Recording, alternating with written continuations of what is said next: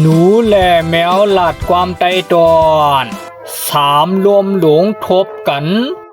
เป็นหือเป็นหาพองคาปีสามเย้าลงเฮาจวมทบหันกันหึงในนาตาหนังห้างเก่าเสวหมอไว้คาลาซ้ำป้อมอับจอบเสื้ออิดจูเป็นอ้วยก้อกันมาแนมต้นยำหันนาตาปีสามเย้าลงเฮาเปลี่ยนซึ่งในเฮปวาซ้ำใครในพองด้วยดูใครถ่อมอยู่แน่ลองตังได้เปลี่ยนซึ่งในคันเองมือคำว่าในคันวันรับพันดีปีเสือเย้าก็ไปพันหันเสาเที่ยงเฮหอมปีเสือคึกทัวเนาะขยกปนนั้นได้ใครง่ายกันตั้งคาก็ไอ้ปนนั้นได้คำว่าในคาโกนอนพันหันเสาหนังเก่าอารมณ์มันทางดีปีเสือตัวหอมว่าหอมมือขาตึงนอนพันหัวนั่นใจข้าสมีมาตัวหนึ่งเวียนลงมาข้าว่าในคำมีปันคอมันเผื่อข้าขึ้นไปตื่นขึ้นมาของฮือตีกับใจร้ายมันเยาคาลาอารมณ์ปนนั้นได้มันตายเหี่ยวโยมาตัวนั้นกล้วยกาลีอยู่หนังเก่าไล่มาสู้ยุงขยำเป็นเฮ็ดซึ่งนั้นได้มันถูกดีเป็นซึ่งนั้นเอาวะมีปันคอให้นั้นได้ตายเหี่ยวโยเนาะมาในพันนั้นแต้มดันตายคณะข้างยาตีตายกปืนหมิ่มยาโคเมข้าเอานั่นน่ะเผื่อเพชรตื่นขึ้นมาของใจร้ายมันเอาแหละมันเอากินตื้อปันข้าวงตกกูกะเฮียงคำว่าในแต้มใจร้ายอิดพวกนั้นแต้มใจร้ายมันเอาไล่ใครหาในได้พวกนั้นได้กะหาเลยไอ้นุยก่อนนะฮะพวกซึ่งนั้นเนาะเมื่อไกลได้มันใครเนกว่าเป็นวันเกิดมันในว่าในหนูหน้าอ่อนได้กินได้อ่อนกันกินน้ำใจก็เลี้ยงน้องคืออย่าไปอันหนาเจ้าเฮิรนกินดิกละนะกินน้ำก็เปิ้นห้องว่าเฮากินก็เปิ้นห้องว่าเฮากินดิใครกว่านะห้องไปมาอุกันคือลองเฮาอันโลพังดีพักวานอะไรกึ่งตั้งเป็นพักเจ้าพักคุณอยู่เตมื้อในต่ำไปใส่พังในเสียงอันวานั่นก่อนในซัมปวานนานาเยา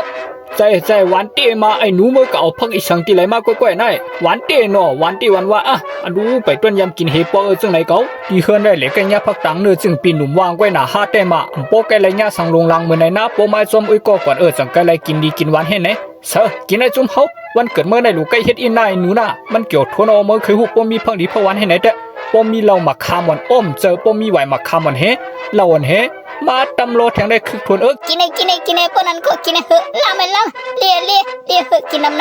ไม่ใช่เขาสองวันโมโยคอกินอิ่มอ้อยก็เหมือนสึงเมื่อในตาดีมีน้ำมาหน่อตาดีเลียนให้ก็ตีเตี้ยให้หนูเมื่อไกเมื่อว่าเมื่อมีลองตีไข่ในเกาในมันเสียตีไข่กะละเมื่อไข่หู